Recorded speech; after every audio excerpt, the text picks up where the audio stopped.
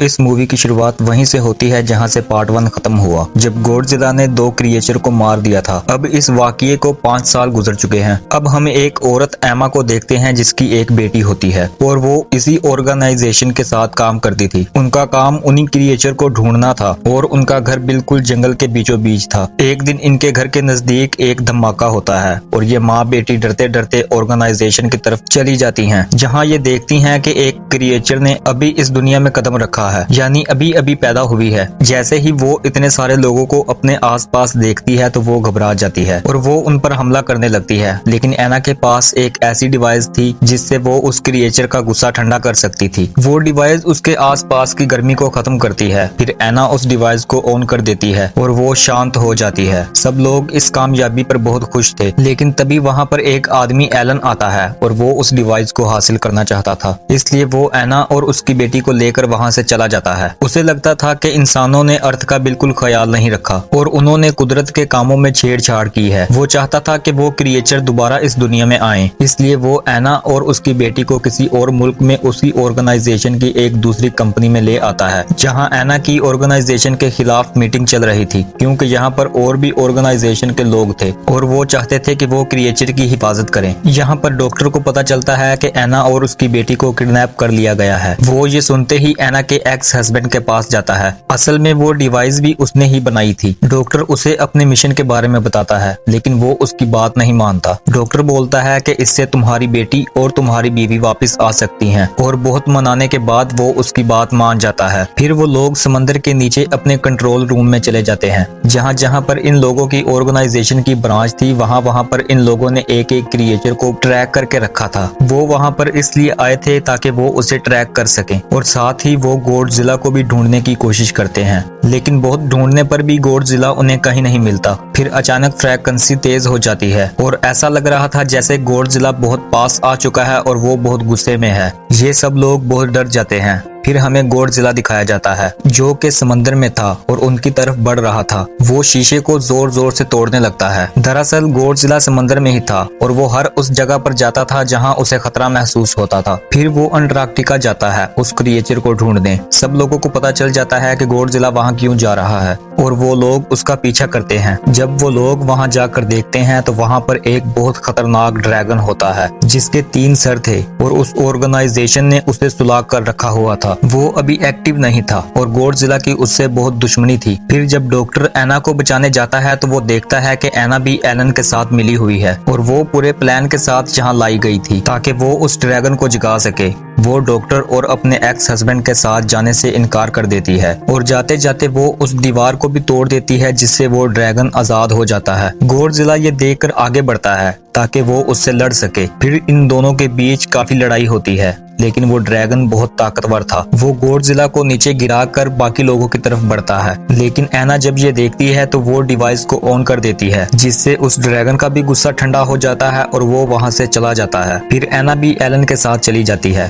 Organisation के लोग dragon के पीछे थे ताकि वो उसे ढूंढकर खत्म कर सके। फिर एना उन्हें वीडियो कॉल करती है और वो बोलती है कि मैं तुम्हें बताती हूँ कि मैं क्यों दुश्मन के साथ मिली हूँ, क्योंकि तुम इस काबिल नहीं कि मैं तुम्हारे साथ रहूं। तुम लोग तो हर क्रिएचर और हर बड़े जानवर को नुकसान पहुँचाते हो और मैं अब हर क्रिएचर को आजाद करूंगी। तुम लोगों ने उनके साथ बहुत बुरा किया है, लेकिन अब सिर्फ यही क्रिएचर हमारी मदद कर सकते हैं क्योंकि इनकी बॉडी में रेडिएशन है और जहाँ जहाँ ये जाएंगे वहाँ से ये जमीन को ठीक कर सकते हैं। ऑर्गेनाइजेशन के लोग कहते हैं कि ये क्रिएचर तो इंसानों को मारना चाहते हैं, तो तुम कैसे उन्हें अपना साथी समझती हो। एना कहती है कि तुम लोग गलत सोचते हो, वो हमें मारना नहीं चाहते। वो सदियों से हमारे बीच रहते आ रहे थे। जब तक हमने उन्हें नहीं जगाया तब तक वो चुप रहे, लेकिन जब हमने उनके साथ बुरा किया तो वो भी हमें मारने लगे। वो कहती है कि मैं इन्हें आजाद करके ही छोड़ूंगी। ये कहते ही वो कॉल कट कर देती है। अब जैसे कि एना ने कहा था कि वो बाकी क्रिएचर को भी आजाद करेगी, तो वो अपने मिशन पर निकल जाती है। यहाँ पर सब लोग बहुत परेशान थे कि अगर ये ऐसा करेगी तो हमारे लिए बहुत मुश्किल पैदा हो जाएगी। फिर एना आगे बढ़कर एक और क्रिएचर को आजाद कर देती है जो कि आग के लावे से निकलता है और वो ऐसी जगह पर था जहाँ पर बहुत सारे लोग थे,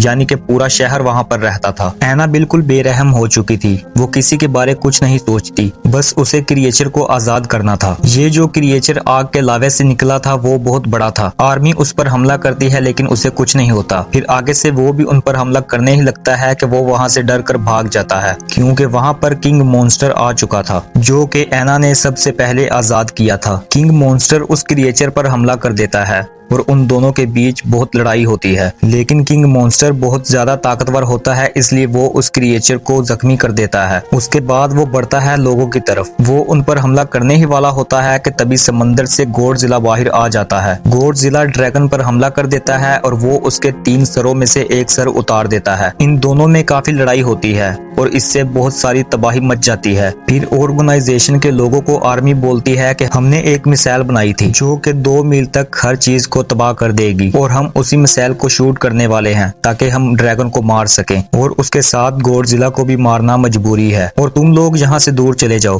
फिर वो लोग वहाँ से काफी दूर चले जाते हैं। उसके बाद आर्मी समंदर में वो मिसाइल फेंक देती है, जिससे वहाँ पर एक बहुत बड़ा ब्लास्ट होता है। गॉडजिला बहुत जख्मी हो जाता है और वो दूर जाकर गिरता है, लेकिन हम देखते हैं कि किंग मॉन्स्टर यानी कि ड्रैगन को कुछ नहीं हुआ, बल्कि इन लोगों ने तो उसकी मदद की थी गॉडजिला को जख्मी करके। उसके बाद वो ड्रैगन उस आग के लावे पे जहाँ से वो क्रिएचर निकला था वहाँ जाकर बैठ जाता है और वो दोबारा से अपने सर को निकाल लेता है। फिर वो सिग्नल देता है जिससे दुनिया में सब के सब क्रिएचर जाग जाते हैं। ऑर्गेनाइजेशन के लोग बहुत परेशान थे। वो सोचते हैं कि किंग मॉन्स्टर को इतनी बड़ी मिसाइल से भी कुछ नहीं हुआ, इसका मतलब ये बहुत ताकतवर है और इसे अब कैसे हराया जाए ये देखने लगते हैं। फिर उन्हें पता चलता है कि ये इस जमीन का क्रिएचर तो है ही नहीं, ये तो एक एलियन है जो दूसरी दुनिया से आया है, और इसलिए गॉडजिला उसे मारना चाहता था, क्योंकि गॉडजिला खुद जहाँ का किंग था और वो नहीं चाहता था कि कोई और उसकी जगह ले। फिर बाकी क्रिएचर भी आने लगते हैं और वो क्रिएचर भी आ जाती है जो हमने मूवी की शुरुआत में देखी थी, जो कि उस ऑर्गेनाइजेशन में पैदा हुई थी। यहाँ हमें ये पता चलता है कि वो गॉडजिला की साथी होती है। उसे गॉडजिला के सिग्नल कहीं नहीं मिलते, इसलिए वो उसके लिए एक सिग्नल भेजने लगती है। तभी ऑर्गेनाइजेशन के लोग भी देखते हैं कि उन्हें गॉडजिला का सिग्नल मिलने लगा है, जिससे उन्हें पता चलता है कि वो अभी भी जिंदा है। फिर वो उस जगह चले जाते हैं जहाँ गॉडजिला था और ये लोग सिग्नल का पीछा करते करते समंदर के नीचे चले जाते हैं। समंदर की गहराई में जाकर वो लोग देखते हैं कि वहाँ तरह तरह की पेंटिंग बनी होती हैं, जिससे ये पता चलता है कि ये क्रिएचर और इंसान सदियों से एक साथ रहते आ रहे हैं और ये जगह गॉडजिला की होती है।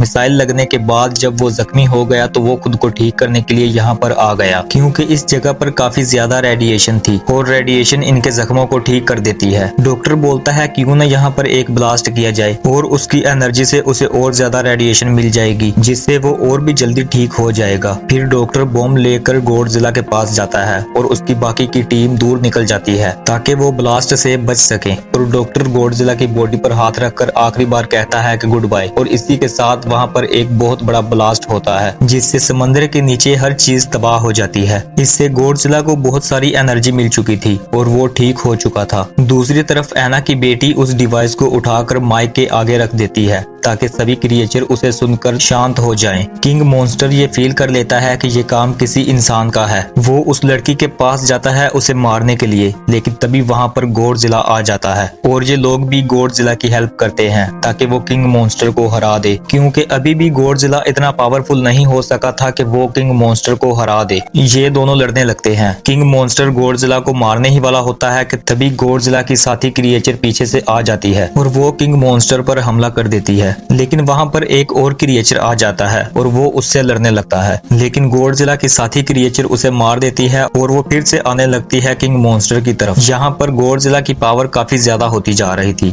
लेकिन वो अभी भी जख्मी था तो वो उसको हरा नहीं पा रहा था। यहाँ पर गॉडजिला की साथी क्रिएचर अपनी जान की कुर्बानी देती है। वो खुद को ब्लास्ट कर लेती है। उसकी बॉडी से जितनी भी रेडिएशन निकलती है वो सभी गॉडजिला के अंदर जाती है, जिससे उसके जख्म ठीक होने लगते हैं और एक बार फिर से वो पावरफुल मॉन्स्टर बनकर खड़ा हो जाता है। दूसरी तरफ हमें दिखाया जाता है कि एना अपनी बेटी के साथ थी और उसका एक्स हस्बैंड भी उनके साथ था। एना अपनी डिवाइस निकालकर उसे ऑन करती है ताकि वो बाकी क्रिएचर को रोक सके, क्योंकि उसे अपनी गलती का एहसास हो चुका था। फिर गॉडजिला ड्रैगन पर हमला करता है, लेकिन वो आगे से आग उगलने लगता है। गॉडजिला जानता था कि वो अब उसे आसानी से हरा सकता है, क्योंकि अब वो बहुत पावरफुल बन चुका था। फिर गॉडजिला ड्रैगन को हिट करके मार देता है और हर तरफ खामोशी छा जाती है। फिर हम देखते हैं कि सभी क्रिएचर गॉडजिला के सामने आते हैं और वो नीचे झुक जाते हैं, क्योंकि वो अब इनका किंग था। और इसी के साथ ये कहानी खत्म होती है। Thank you for watching.